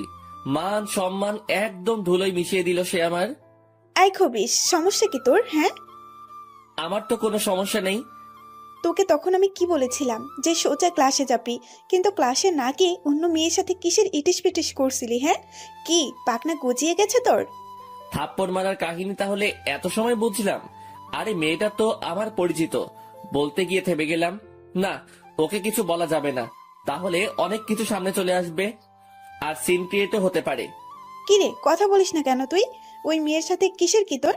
তোকে সুন্দর করে খাইয়ে দাইয়ে বললাম ক্লাসে চলে যেতে, কিন্তু বান্দরের বাচ্চা তুই ক্লাসে না গিয়ে ইটিস পিটিস করিস। হ্যাঁ সরি, আমার ভুল হয়ে গেছে, আর কখনো এমন ভুল হবে না। তোর ফুলের গুষ্টি মারি। দাঁড়া, তোর ব্যবস্থা করছি। চল তুই আমার সাথে। মায়া আমার কলার ধরে আবার টানতে টানতে একটা নির্জন জায়গায় নিয়ে গেল। আমি ছাগলের মতন করে তার সাথে চুপচাপ চলে গেলাম। এবার তোকে কি করব বল? আমার চরম রাগ উঠেছে তোর উপরে। তুই কি জানিস না, হ্যাঁ, যে কলেজের সব খবর মায়ের কানে চলে আসে? সত্যি আমি বুঝতে পারিনি যে আপনি ওর সাথে কথা বলাই রেগে যাবেন। প্লিজ এবারের মতন মাফ করে দিন। এত সহজে তো তোকে মাফ করব না। কিছু একটা শাস্তি তো তোকে পেতেই হবে। যা, ওই জায়গায় গিয়ে কান ধরে এক পা উঠিয়ে দাঁড়িয়ে থাক। প্লিজ মাফ করে দিন না এবারের মতন। কবিস, কথা না বাড়িয়ে চুপচাপ যেটা বলেছি গিয়ে সেটা কর, না হয় থাপ্পড়ে গালের দাঁত সব কয়টা ফেলে দেব। কি আর করা, মেয়েটার রাগ দেখে কলিজা যেন শুকিয়ে গেছে আমার। চুপচাপ বাধ্য ছেলের মতন গিয়ে মায়ার কথা মতন কাজে লেগে পড়লাম। কান ধরে এক পা উঠিয়ে দাঁড়িয়ে রইলাম। সে রাগে ফসফস করছে। এদিকে আমি পুরো লজ্জায় শেষ, কারণ এমন জায়গায় সে আমায় দাঁড় করিয়েছে যেখান দিয়ে কলেজের সমস্ত ছেলে মেয়ে যাতায়াত করে। কিন্তু লজ্জা পেলেও কিছু করার নাই। প্রায় 8 ঘন্টা খানিক সে আমায় দাঁড় করিয়ে রাখলো। আমার পা ঝিমঝিম করছে, আর দাঁড়িয়ে থাকার শক্তি নেই আমার। তবে যেভাবেই হোক না কেন, সে যতক্ষণ না আমার সাজা মওকুফ করবে ততক্ষণ আমার দাঁড়িয়ে থাকতেই হবে। মায়া এখনো সেই জায়গায় বসে আছে। একটু পর তার কিছু ফ্রেন্ড তার কাছে আসে। কি রে মায়া, কি শুরু করেছিস তুই? হ্যাঁ, ওই ছোট লোক ছেলেটা অন্য মেয়ের সাথে কথা বলছে দেখে তোর কেন এত গায়ে জ্বালা করছে বলতো? তাহিয়া, মুখে লাগাম দিবি নাকি থাপ্পড় লাগিয়ে দেব তোকে? তুই কাকে নিয়ে কি বলছিস? হ্যাঁ মায়া, তুই ওই ছ্যাঁচড়া ছেলের জন্য আমায় মারতে চাইছিস? তাহিয়া, সত্যি তুই কিন্তু এবার আমার হাতে থাপ্পড় খাবি। এটা তোর সেকেন্ড ওয়ার্নিং। এরপর থেকে আকাশকে নিয়ে আর একটা বাজেও কথাও বলবি না। কান খুলে শুনে রাখ একটা কথা, সে যেমনই হোক না কেন, কিন্তু সে আমার পাগল। আর আমার পাগলকে নিয়ে কেউ কিছু বললে তাকে আমি ছাড়বো না। আচ্ছা সরি, আর বলবো না। কিন্তু দেখ, ছেলেটা মাটিতে পড়ে আছে। এদিকে আমি দাঁড়িয়ে থাকতে থাকতে ব্যালেন্স হারিয়ে মাটিতে পড়ে গেলাম। আর কত সময় একটা মানুষ এক পায়ে ভর করে মাটিতে দাঁড়িয়ে থাকতে পারে? ঠিক তখনই মায়া দৌড়ে আসে। এই পাগল, কি হয়েছে তোর? দেখি কিভাবে পড়লি তুই। সরি, আমার পা খুব ব্যথা করছিল আর সামনে রাখতে পারছিলাম না নিজেকে, তাই ব্যালেন্স হারিয়ে মাটিতে পড়ে গেছি। দেখি, উঠে দাঁড়া, আমি তোকে সাহায্য করছি। মায়া আমার নিজের হাত দিয়ে ধরে উঠালো, কিন্তু দুঃখের বিষয় পা দুইটার 12টা বেজে গেছে। আবারও ধ্রাম করে মাটির উপরে পড়ে গেলাম। আমার এই অবস্থা দেখে মায়াও মাটিতে বসে গেল। ও আল্লাহ, আর পারছি না। এই পাগল, তুই কেন অমনটা করতে গেলি বলতো? তুই অমনটা করে আমার রাগ উঠিয়ে দিলি, পরিশেষে এখন তোর এই কষ্ট হচ্ছে। সত্যি আমি ভুল করে ফেলেছি, আর কখনো করব না। আর কখনো করলে কিন্তু একদম জানে মেরে ফেলবো। আসো দেখি, কাছে আসো। বলে এক টান দিয়ে আকাশকে তার কাছে নিয়ে গেল। তারপর জড়িয়ে ধরে পাগলের মতন চুমু খেতে শুরু করলো। মেয়েটার কাণ্ড দেখে পুরো থ হয়ে আছি। কি করছে কি মেয়েটা? সে আমায় সবার সামনে জড়িয়ে ধরে চুমু খাচ্ছে। শোন, তুই আমার পাগল, অন্য কোনো মেয়ের দিকে যেন তোর নজর না যায়। আর শাস্তি দেওয়ার জন্য সরি, খুব কষ্ট হয়েছে তোর, তাই না? এই যে আমি হাতল করে দিলাম, দেখবি সব কষ্ট দূর হয়ে যাবে। মেয়েটার কথা শুনে ভিতরে যেন প্রবল গতিতে তুফান বইছে। সত্যি কি সে আমাকে ভালোবাসে? তার কথার ইঙ্গিত তো সেরকমটাই করছে। না, একটু শিওর হওয়া দরকার। আচ্ছা, একটা কথা বলি আপনাকে। হ্যাঁ বল। আমি কি আপনার কপালে একটা চুমু খেতে পারি? এই পাগল ছেলে, সেটার জন্য কি আবার অনুমতি লাগবে নাকি? হ্যাঁ, তোর যেখানে ইচ্ছে হয় তুই চুমু খা। এবার পুরো থরথর করে কাঁপতে শুরু করলাম। কিন্তু চুমু তো আমি খাবই, কারণ সে আমার মনে জায়গা করে নিয়েছে। দাঁত মুখ খিচে একটা চুমু বসিয়ে দিলাম মায়ার গালে। সে আমায় আরো শক্ত করে জড়িয়ে ধরলো। মায়ার সাথেই সকলেই তো অবাক। এই তোরা কি খেলার মাঠে এভাবে রোমাঞ্চ করবি? আরে ধুর না, আমার পাগলটা একটু চুমু খেতে চেয়েছে আমায়, তাই একটু চুমু খেতে দিয়েছি। ওর চুমু খাওয়া শেষ হলে চল বাড়ি যাব। হ্যাঁ চল। আর পাগল শোন, সোজা বাসায় চলে যাবি গাড়ি করে, রাস্তায় কোনো এদিক ওইদিক করবি না। আচ্ছা। তারপর মায়া তার বান্ধবীদের সাথে চলে গেল। এদিকে আমি রিক্সা নিয়ে সোজা বাসায়। বাসায় এসে রোজের মতন খেয়ে দিয়ে জম্পেশ একটা ঘুম দিলাম। বিকাল বেলায় ঘুম ভাঙলো ফোনের আওয়াজে। বালিশের পাশ থেকে ফোনটা হাতে নিয়ে দেখি অচেনা একটা নাম্বার। আমি ফোনটা রিসিভ করে সালাম দিলাম। এই আকাশ, কি করছিস তুই? কণ্ঠ শুনে বুঝতে পারলাম মায়া ফোন দিয়েছে। আসলে একটু ঘুমিয়েছিলাম, আপনার ফোন পেয়ে ঘুম ভাঙলো। শোন, তাড়াতাড়ি উঠে ফ্রেশ হয়ে কলেজের সামনে চলে আয়, আমি গাড়ি নিয়ে সেখানে ওয়েট করছি। কোনো কাজ আছে কি? সেটা আসলেই দেখতে পারবি, তুই তাড়াতাড়ি আয়। আচ্ছা, ফোনটা রেখে দিয়ে তাড়াতাড়ি রেডি হয়ে কলেজের সামনে চলে গেলাম। সেখানে গিয়ে দেখি মায়া গাড়ি নিয়ে দাঁড়িয়ে আছে। আয় গাড়িতে ওঠ। আমি চুপচাপ গাড়িতে উঠে বসলাম। সে আমাকে ড্রাইভ করে নিয়ে গিয়ে শপিং মলের সামনে দাঁড় করালো। চল ভেতরে চল, তোর জন্য কিছু কেনাকাটা করব। আরে আমার কিছু লাগবে না। বেশি বক বক করিস না, সোজা ভেতরে চল। আচ্ছা, কি আর করা, সে আমায় জোর করে শপিং মলে নিয়ে গেল। তারপর অনেক কয়টা শার্ট প্যান্ট কিনে দিল। কেনাকাটা শেষ করে রেস্টুরেন্টেও নিয়ে গেল খাওয়ার জন্য। রাত বাজে 9টা। খাওয়া দাওয়া শেষ করে বাড়ি ফিরবো, তখনই হঠাৎ মাঝপথে ছিনতাইকারী আমাদের গাড়ি আটকায়। তারা মায়ার কাছ থেকে ব্যাগ কেড়ে নিতে চায়। মায়াও জোরাজোরি শুরু করে। সে কোনো মতেই তার ব্যাগ দিবে না। আমি গাড়ি থেকে নেমে তাদের আটকাতে গেলে পিছন থেকে কেউ একজন আমার পেটে ছুরি মেরে দেয়। তারপর তারা মায়ের ব্যাগ নিয়ে সেখান থেকে পালিয়ে যায়, আর আমি সাথে সাথে মাটিতে লুটে পড়লাম। এরপর আর কিছু মনে নেই। 3 দিন পর আমার জ্ঞান ফিরে। জ্ঞান ফেরার পর নিজেকে আবিষ্কার করলাম হসপিটালের বেডের মধ্যে। পাশ থেকে মায়া বসে ফুপিয়ে ফুপিয়ে কান্না করছে। সে আমার জ্ঞান ফিরেছে দেখতে পেয়ে। আয়, তুই ঠিক আছিস তো? হ্যাঁ, ঠিক আছি, কিন্তু আপনি এভাবে কান্না করছেন কেন? কান্না করবো না তো কি করব? হ্যাঁ, আজ 3 দিন পর তোর জ্ঞান ফিরেছে। মায়ার কথা শুনে থতমত খেয়ে গেলাম। কি বলছে? আমার 3 দিন পর জ্ঞান ফিরেছে? ইন্না লিল্লাহ। তার মানে আজ 3 দিন ধরে মেয়েটা আমার সাথে হসপিটালে। ও আল্লাহ, রক্ষা করো তুমি। আমার মাথা পুরো জ্যাম খেয়ে গেছে মেয়েটার কথা শুনে। প্লিজ আপনি শান্ত হন। আমি ঠিক আছি, আমার কিছুই হয়নি। তোর কত বড় চোট লেগেছে, তাও বলছিস তোর কিছুই হয়নি? বান্দর ছেলে কোথাকার। আমার সত্যি কিছু হয়নি, একদম ঠিক আছি আমি। তাও মেয়েটা কান্না করে যাচ্ছে। অনেক কষ্টে বুঝিয়ে শুনিয়ে কান্না থামালাম। এইভাবে আরো 2 দিন কেটে গেল হসপিটালে। মেয়েটার সেবা যত্ন দেখে মনের ভিতরে একদম পাকাপোক্ত জায়গা করে নিয়েছে সে আমার দেখাশোনায় কোনো রকমে কমতি রাখেনি। সেদিন রাতে তার কিছু ফ্রেন্ড আমায় দেখতে আসে হসপিটালে। তারা দেখে অনেকটা আফসোস করে। মায়া থাক তুই, আমরা চলে যাচ্ছি, পরে আবার সময় করে আসবো নে। আচ্ছা চল, তোদের এগিয়ে দিয়ে আসি। আকাশ, তুমি শুয়ে থাকো, আমি তাদেরকে এগিয়ে দিয়ে আসি। আচ্ছা। মায়া তাদের এগিয়ে দিতে গেছে, আর আমি বেডের মধ্যে শুয়ে আছি। এভাবে ঘন্টাখানিক হয়ে গেছে, কিন্তু মায়া এখনো আসছে না। কিরে, মেয়েটা এখনো আসছে না কেন? এত সময় হয়ে গেল, তার তো এসে যাওয়ার কথা। সেই রাতে মায়া আর ফিরে আসলো না। মনের ভিতরে ভয় কাজ করতে শুরু করলো মায়ার জন্য। আল্লাহ জানে মেয়েটা না বলে কোথায় চলে গিয়েছে। তাও অপেক্ষা করতে লাগলাম। এভাবে আরো 2 দিন হয়ে গেল হসপিটালে, কিন্তু মায়া সেই যে গেছে, আর ফিরে আসেনি। না, এবার যেন টেনশনের মাত্রা আরো বেড়ে গেল। হসপিটাল থেকে রিলিজ নিয়ে এই অসুস্থ শরীরেই মায়াকে খুঁজতে বের হয়ে গেলাম, কিন্তু কোথাও পেলাম না তাকে। চারদিকে খোঁজ লাগিয়েছে মায়ার, কিন্তু কেউ কোনো তথ্য দিতে পারলো না। তবে একজন বলল তাকে নাকি ডান্স বারে দেখে এসেছে একটু আগে। তাড়াতাড়ি ডান্স বারের ঠিকানা নিয়ে সেখানে চলে গেলাম, কিন্তু সেখানে গিয়েও পেলাম না। নিরাশ হয়ে বাসার দিকে ফিরে আসতে ধরলাম, কিন্তু হঠাৎ এই মাঝপথে মায়ার গাড়ি দেখতে পেলাম। মায়া আর তার কিছু ফ্রেন্ড পথের সাইডে গাড়ি দাঁড় করিয়ে আড্ডা মারছে। তাড়াতাড়ি মায়ার কাছে চলে গেলাম। গিয়ে দেখি মায়া হেসে হেসে আড্ডা মারছে। এই মায়া, আপনি আমায় হসপিটালে ফেলে রেখে কোথায় হারিয়ে গেলেন? আয়, তুই এখানে কি করিস? হ্যাঁ, আপনার খোঁজ করতে এসেছি। আপনি কি কাজটা ঠিক করলেন? আপনি আমায় হসপিটালে এভাবে ফেলে রেখে চলে আসলেন। ভালোবাসার মানুষকে কি এইভাবে কেউ ফেলে রেখে চলে আসে? আয় বেয়াদব, তোর মাথাটা কি খারাপ হয়ে গেছে নাকি? হ্যাঁ, যে তোকে নিয়ে সারাদিন আমি পড়ে থাকতে হবে? মায়া পড়ে থাকতে হবে না ঠিক, কিন্তু এভাবে ফেলে রাখলেও চলবে না, কারণ ভালোবাসার মানুষটাকে সব সময় আগলে রাখতে হয়। আয় ছোট লোক, কোন ছাতার ভালোবাসার কথা বলছিস? হ্যাঁ, আর তোকে কে ভালোবাসে? এভাবে বলছেন কেন? আপনি না আমায় ভালোবাসেন? ফালতু আলাপ একদম কমিয়ে কর। তোকে কোনো ভালো টালো বাসি না আমি। যে ছেলে নিজের রক্ষা নিজেই করতে পারে না, সে আবার আমার রক্ষা কিভাবে করবে? আমার বান্ধবীরা অনেক আগেই বলেছিল যে তুই আমাকে সামলে রাখার মুরাদ নেই, কিন্তু তারপর আমি তাদের কথা না শুনে তোকে ভালোবেসেছি।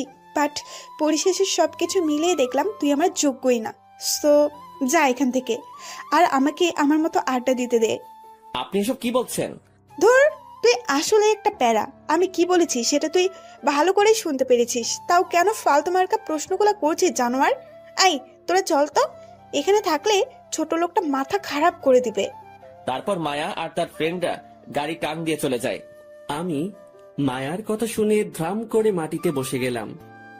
ভালোবাসার মানুষটার কাছে এসব শুনবো তা কখনো আশা করিনি। পুরো দুনিয়াদারি যেন বেসাত হয়ে গিয়েছে আমার। মাটির উপরে বসে চোখের পানি ছেড়ে অঝরে কান্না করতে শুরু করলাম। চোখ দুটো যেন আজ নহরে পরিণত হয়ে গেছে। কান্না করতে করতে পুরো অজ্ঞানের মতন হয়ে গেলাম। পেটে বিশাল আকারের পেন করছে, নিজেকে আর স্থির রাখতে পারলাম না। রাস্তার পাশে পাগলের মতন লুটে পড়লাম। মনে হচ্ছে যেন কোনো এক নৈশাক্ত পাগল নেশা করে রাস্তায় পড়ে আছে। ধীরে ধীরে চোখের পাতা দুটো মিলে গেল, আর আমি হারিয়ে গেলাম অজানা কোনো রাজ্যে। যখন চোখ খুললাম তখন নিজেকে আবিষ্কার করলাম বিছানায় শুয়ে আছি। আশেপাশে অনেক মানুষ গমগম করছে। ভাই, আপনি ঠিক আছেন তো? হঠাৎ কি হয়েছিল যে আপনি পথের মাঝে পড়েছিলেন? পরে আমরা আপনাকে ধরে মামার দোকানে নিয়ে আসলাম। আপনি এখন তার দোকানে শুয়ে আছেন। লোকটার কথা শুনে মায়ার কথা মনে পড়ল। মায়া আমায় ছেড়ে চলে গিয়েছিল। পরে আমি রোডের মাঝেই অজ্ঞান হয়ে পড়ি। কি হলো ভাই, কথা বলছেন না যে? আপনি ঠিক আছেন তো? হ্যাঁ ভাই, আমি ঠিক আছি। আর ধন্যবাদ আমাকে সাহায্য করার জন্য। ধন্যবাদ দেওয়ার কিছুই নেই। আমাদের দায়িত্ব ছিল আপনার পাশে দাঁড়ানো, আর আমরা সেটাই করছি। লোকগুলো সত্যি অনেক ভালো। তাদের সাথে কথাবার্তা বলে সেখান থেকে চলে এলাম। অনেক রাত হয়ে গিয়েছে। এই অসুস্থ শরীর নিয়েই বাসায় ফিরে গেলাম। লোকগুলো আমায় অনেকটা পথ এগিয়ে দিয়ে গেল। আমি বাসায় এসে সেভাবেই শুয়ে পড়লাম। শুয়ে শুয়ে মায়ার কথা ভাবছি। মেয়েটা হুট করে আমার সাথে এমন পোল্টি খেলো কেন? সবকিছু তো ঠিকঠাকই ছিল না। আমার মনে হয় তার বান্ধবীরা কান পরিয়েছে তাকে, তাই সে এমন ধারা আচরণ করছে। না, কালকে যেভাবেই হোক কলেজে গিয়ে মায়ার সাথে কথা বলবো, তারপর সব ঠিক করে নিব আগের মতন। পরের দিন সকালবেলা ঘুম থেকে উঠে ফ্রেশ হয়ে নিলাম, তারপর কলেজে চলে গেলাম। আজ কোনে ব্যাগ ট্যাগ নেইনি, কারণ আজ ক্লাস করব না। মায়ার সাথে কথা বলেই বাড়িতে চলে আসব। কলেজে গিয়ে দেখি মায়া তার বন্ধুদের সাথে আড্ডা দিচ্ছে। আমি তার কাছে এগিয়ে গেলাম। আপনার সাথে আমার একটু কথা ছিল। ছোট লোক, তুই আবার আমার সামনে এসেছিস? তোর কপালে শনি ঘুরাচ্ছে কিন্তু। আপনি এমন করছেন কেন? প্লিজ আমার সাথে ঠিক করে কথা বলেন না। না, তোর মতো ছোট লোকের সাথে কোনো কথাই নেই, আর তাছাড়া তোর কোনো যোগ্যতাই নেই আমার সাথে কথা বলার। সো চললাম আমি এবার। খপ করে মায়ার হাত ধরে ফেললাম। প্লিজ আপনি এমন করিয়েন না। আমি আপনাকে খুব বেশি ভালোবাসি। আমি আপনাকে ছাড়া থাকতে পারবো না। জানোয়ারের বাচ্চা, তোর কত বড় সাহস যে তুই আমার হাত ধরেছিস! কি মনে করেছিস তুই, হ্যাঁ, যে তোর সাথে একটু ভালো করে কথাবার্তা বলেছি দেখে তোকে ভালোবাসি আমি? যদি এমনটা ভাবিস তাহলে ভুল করবি তুই, কারণ তোর যোগ্যতাই নেই আমার সাথে কথা বলার। সেখানে তোর রিলেশন করা অনেক পরের কথা। জানোয়ার, নিজের চেহারা একবার আয়নায় দেখেছিস তুই ভালো করে? দেখতে লাগে পুরো ছোট লোকের মতো। মনে হয় যেন জমিন থেকে হাল চাষ করে উঠে এসেছিস, আর তুই চলে এসেছিস আমায় ভালোবাসতে। আমার উপকার করাই একটু ভালো ব্যবহার করেছি দেখে সেটাকে তুই ভালোবাসা মনে করে বসেছিস, হ্যাঁ? আমি জানি আপনি আমায় ভালোবাসেন। কোনো কারণে হয়তো আপনি আমার উপরে রাগ করে এমন ব্যবহার করছেন। প্লিজ এমন করিয়েন না। আসলেই তোর লজ্জা শরম নেই। আশেপাশে সবাই তোর দিকে তাকিয়ে আছে, তাও তুই ভালোবাসা ভালোবাসা করে যাচ্ছিস। দাঁড়া, তোর ভেতর থেকে ভালোবাসার ভূত বের করছি, একটু ওয়েট কর। নিলয়দের ফোন লাগাচ্ছি। মায়া পকেট থেকে ফোনটা বের করে নিলয় না কাকে যেন ফোন দেয়, আর আমি অসহায়ের মতন দাঁড়িয়ে আছি। আয় নিলয়, কোথায় রে তোরা? তাড়াতাড়ি একটু আয় তো কলেজের মাঠে। বদমাইশ একটা অনেক বেড়েছে, তাকে একটু টাইট দিতে হবে। মায়া ফোন করার মিনিট কয়েকের মধ্যেই নিলয় না কে সে চলে আসে, সাথে আরো অনেক ছেলে পেলে। তারা আমায় কলার ধরে টানতে টানতে সেদিনের রুমটাতে নিয়ে যায়, যেখানে মায়া আর তার ফ্রেন্ডরা মিলে আমায় মেরেছিল। সেখানে নিয়ে ইচ্ছে মতন মারতে শুরু করে সবাই মিলে আমায়। তাদের সাথে মিলে মায়াও আমার গায়ে অনেক কয়টা হিট করে। আমি মরার মতন মাটিতে পড়ে পড়ে মার খাচ্ছি, কিন্তু তাদের মনে কোনো মায়া দয়া নেই। তারা আমায় পাষাণের মতন মেরেই চলেছে। এক পর্যায়ে গিয়ে মায়া আমার তলপেট বরাবর সজোরে এক লাথি মারে। সাথে সাথে মাগো বলে চিৎকার করে উঠলাম।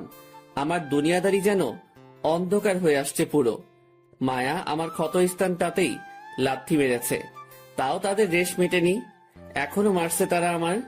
এদিকে আমার তলপেট থেকে ব্লিডিং চালু হয়ে গেছে। অন্যদিকে হঠাৎই মায়ার ফ্রেন্ড তাহিয়া মায়াকে টেনে ধরে। এই মায়া, ওকে আর মারিস না। ছেলেটার পেট থেকে অনেক ব্লিডিং হচ্ছে, প্লিজ ওকে ছেড়ে দে, না হয় মরে যাবে ছেলেটা। না, আজ ওকে জন্মের শিক্ষা দিয়েই ছাড়বো। নিজের লেভেল ছাড়া ভালোবাসতে আসে কেন? কোনো যোগ্যতা তার আছে যে সে আমায় এসে ভালোবাসার কথা বলে? আমার পায়ের সামনেও আসতে পারবে নাকি সে? আমার বাবা কোথায় থানার ওসি, আর সে হচ্ছে কোনো এক ছোট লোক ঘরের সন্তান। সে আসে আমায় ভালোবাসতে। মায়া প্লিজ ছেড়ে দে। আচ্ছা যা, তোর কথাই ছেড়ে দিলাম। আই নিলয়, তোরা চলে যা। আচ্ছা আপু। সবাই আমায় মেরে ধরে চলে গেল, আর আমি চুপচাপ মাটিতে শুয়ে শুয়ে ব্যথায় কাতরাচ্ছি। হায় রে দুনিয়া, যে মেয়েকে একে একে দুইবার বাঁচালাম, সেই মেয়েই আজ আমায় পাষাণের মতন করে পিটিয়ে ফেলে রেখে দিয়ে যায়। তবে সমস্যা নেই, উপরওয়ালার বিচার তিনি ঠিক সময় মতন করে দিবেন। মরার মতন পড়ে আছি ফ্লোরের উপরে। আমার এই খবর শুনতে পেয়ে রাফি দৌড়ে আসে। এই আকাশ, কি হয়েছে তোমার? মায়া মেরেছে। তুমি কেন ওই অহংকারী মেয়ের সাথে চলতে যাও বলো তো? তুমি জানো না যে ওই মেয়ের সাথে শরীর ভরা কারেন্ট আর অহংকার? বাবার একটু ক্ষমতা আছে দেখে সবাইকে সে পশু মনে করে। সে একাই মানুষ আর বাকি সবাই পশু। দেখলে তো তোমার কি হাল করলো? আমি মানুষ চিনতে ভুল করেছি। বাদ দাও এখন ওইসব, চলো দেখি তোমায় হসপিটাল নিয়ে যেতে হবে। রাফি আমায় ধরে ধরে হসপিটালে নিয়ে যায়। ডক্টর এসে আমায় চেক আপ করে। ডক্টর তো পুরাই অবাক। আপনার এই জায়গায় আগেই আঘাত পেয়েছেন, তারপরে আবারও কি করে আঘাত পেলেন? ডক্টর, ওর কোনো দোষ নেই।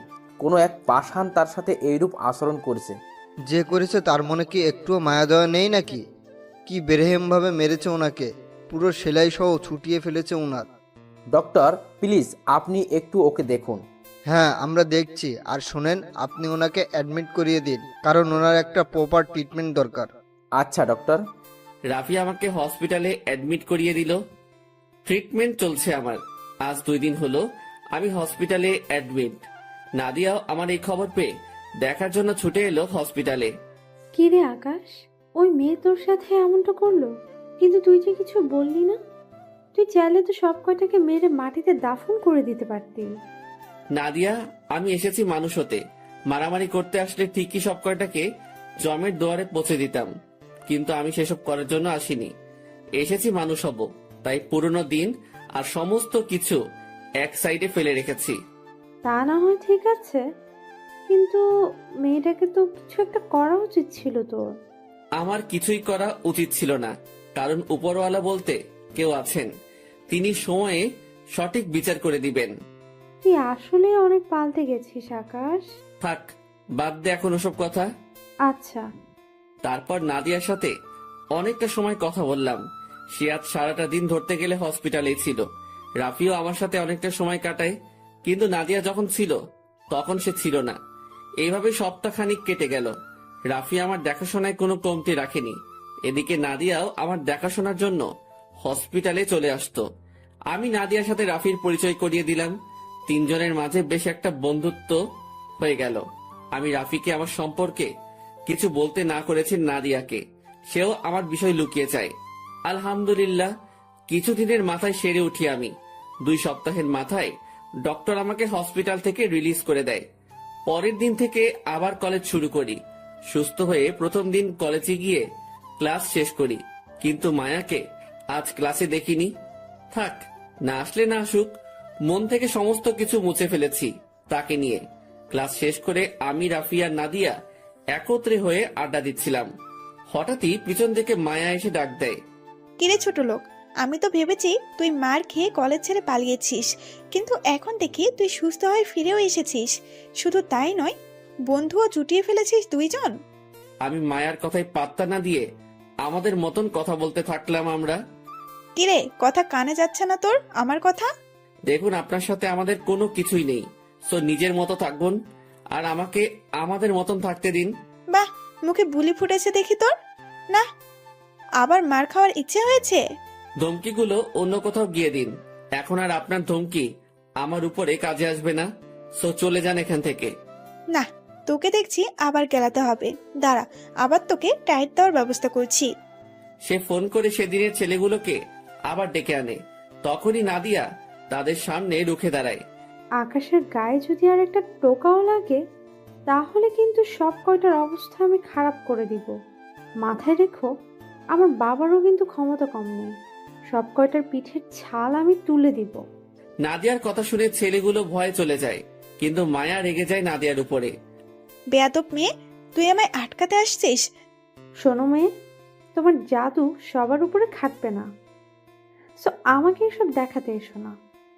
এবার তো খালি হাত ধরলাম, পরের বার সেটা ভেঙে ফেলবো সোজা। তুই আমার মুখের উপরে কথা বলিস? দাঁড়া, বাবাকে বলে তোদের ব্যবস্থা করছি। মায়া রেগে মেগে সেখান থেকে চলে যায়। এদিকে নাদিয়ার কাণ্ড দেখে আমি তো হাসতে হাসতে পুরো শেষ। বাপরে বাপ, নাদিয়া তুইও দেখি অনেক ডেঞ্জারাস। তা একটু একটু হতে হয়, না হয় চলে না। অনেকটা সময় আড্ডা দিলাম এভাবে তিনজন মিলে। তারপর সেখান থেকে উঠে চলে এলাম বাসায় যাওয়ার জন্য। বাসার পথ ধরে হাঁটছি, হঠাৎই পুলিশের গাড়ি একটা সামনে দাঁড় করালো আমার। তারপর জোর করে ধরে থানায় নিয়ে গেল তারা আমাকে।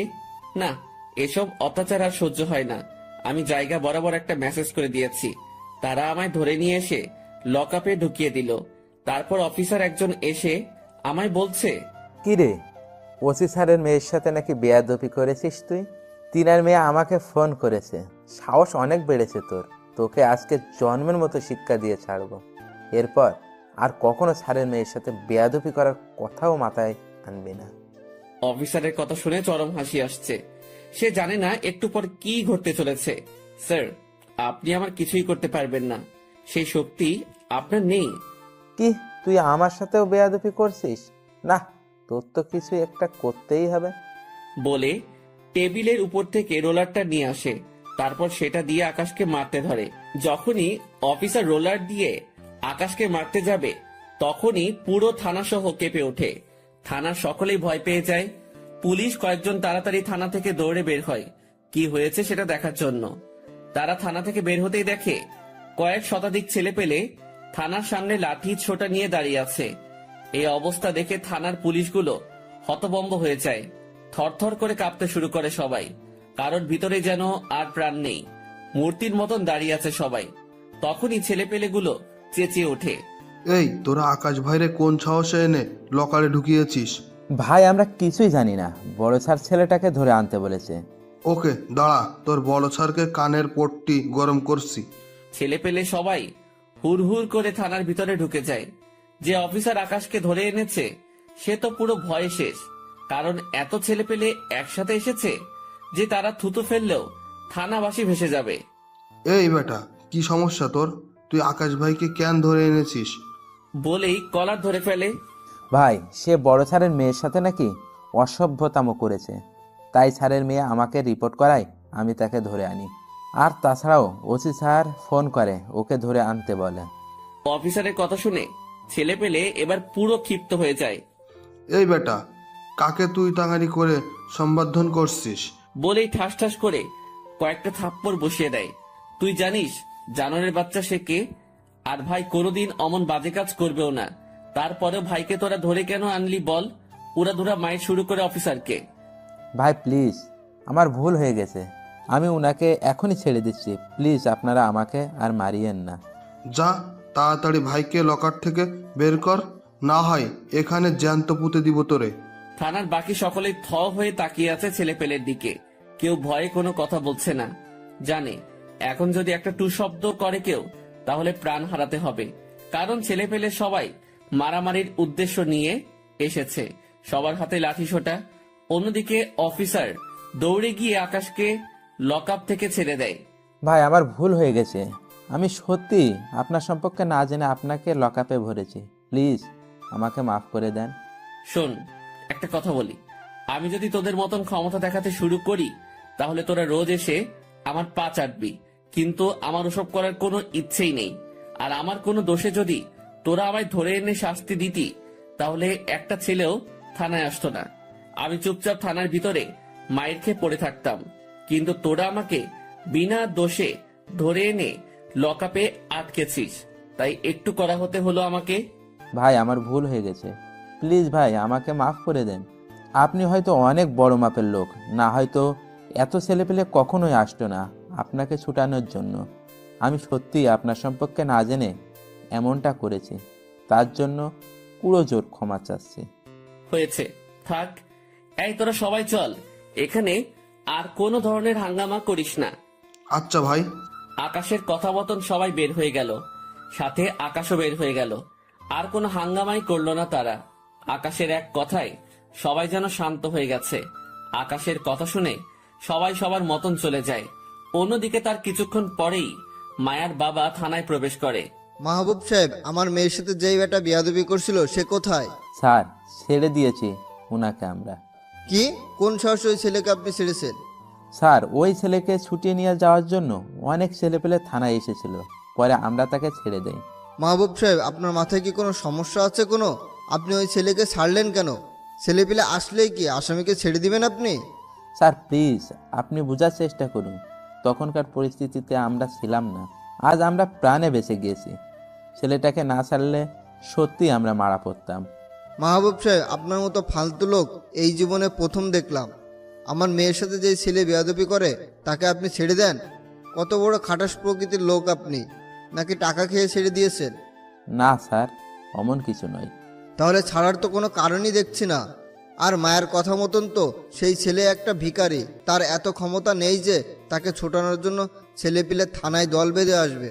না, এর পিছনে কোনো কারণ আছে। আমি শিওর আপনি টাকা খেয়ে ওকে ছেড়েছেন। স্যার বিশ্বাস করুন, আমি ওইসব কিছুই করিনি। এই রাখেন আপনার বিশ্বাসের কথা। আপনার বিশ্বাসের খাতায় আমি থুতু মারি। আজকে কৃতকর্মের জন্য আপনাকে আমি এমন জায়গায় পোস্টিং করব যে আপনি ভেবেও পাবেন না। আজ এই আপনার বিষয়ের উপর কথা বলবো আমি। আর ওই ছেলেকে তো আমি দেখেই ছাড়বো। ওকে টেনে হেসড়ে যদি লকাবে এনে না ঢুকিয়েছি তাহলে আমিও বাপের বেটা না। মায়ার বাবার কথা শুনে মাহবুব সাহেব চুপ করে আছেন। এদিকে আকাশ বাড়ি পৌঁছে যায়। ঝামেলা শেষ করে বাড়িতে এসে শুয়ে পড়েছি। আজ খাওয়া দাওয়া করার কোনো ইচ্ছেই নেই, কারণ বেঈমান কথা খুব করে মনে পড়েছে। কি করে পারে সে আমার সাথে এমনটা করতে? একে একে দুইবার তার প্রাণ বাঁচিয়েছে, কিন্তু পরিশেষে সেই আমার প্রাণ নিতে উঠে পড়ে লেগেছে। আর তাছাড়াও আমাকে তো তার সহ্য হয় না ছোট লোক দেখে, আর আমিও তো তার সামনে যাই না। কিন্তু তারপরেও মেয়েটা আমার উপরে কিসের রেশ উঠাতে চায়? কি এমন করেছে আমি তার সাথে? মাথায় যেন কিছুই কাজ করে না। না, আর ভাবতে পারছি না আমি। এসব ভাবা বাদ দিয়ে ঘুমিয়ে পড়লাম। বিকালবেলায় ঘুম থেকে উঠতেই নাদিয়ার ফোন। আকাশ, কোথায় রে তুই? বাসায়। কেন? তুই একটু আমার বাসায় আয় তো। আব্বু তোর সাথে দেখা করতে চেয়েছে। আমি আব্বুকে জানিয়েছি যে তুই আমার কলেজে পড়িস, সো তিনি তোর সাথে দেখা করতে চেয়েছে। আচ্ছা ঠিক আছে, কিন্তু আমি তো তোর বাসা চিনি না। সমস্যা নেই, আমি ঠিকানা ইনবক্স করছি, তুই চলে আয়। আচ্ছা। তারপর ফ্রেশ হয়ে নাদিয়ার দেওয়া ঠিকানা মতন ওর বাড়িতে চলে গেলাম। গিয়ে ওর আব্বুর সাথে দেখা করলাম। উনি আমাকে অনেক আগে থেকেই চিনেন। শুধু আমাকেই নয়, আমার পুরো পরিবারকেই চিনেন। বাবা কেমন আছো? জি আঙ্কেল, ভালো। আপনি? এই তো বাবা, আল্লাহ রেখেছে। আচ্ছা, আমি শুনলাম তুমি নাকি নাদিয়ার কলেজেই পড়ো। জি আঙ্কেল। যাক, তাহলে ভালো হয়েছে। শোনো, তোমায় ডেকেছি বিশেষ একটা কারণে। বাবা, আমি একটা অনেক বড় টেন্ডার নিয়েছি, কিন্তু সেখানে গিয়ে কিছু ছেলে অনেক হট্টগোল করেছে তাদেরকে ট্যাক্স দেওয়ার জন্য। ছোটোখাটো অ্যামাউন্ট হলে আমি দিয়ে দিতাম, কিন্তু তারা যে বড় অ্যামাউন্ট দাবি করেছে, তাদের চাহিদা পূরণ করতে গেলে আমার আর কিছুই থাকবে না। তাই তোমার সাহায্য প্রয়োজন আমার। বাবা, তুমি কি একটু বিষয়টাকে দেখবে?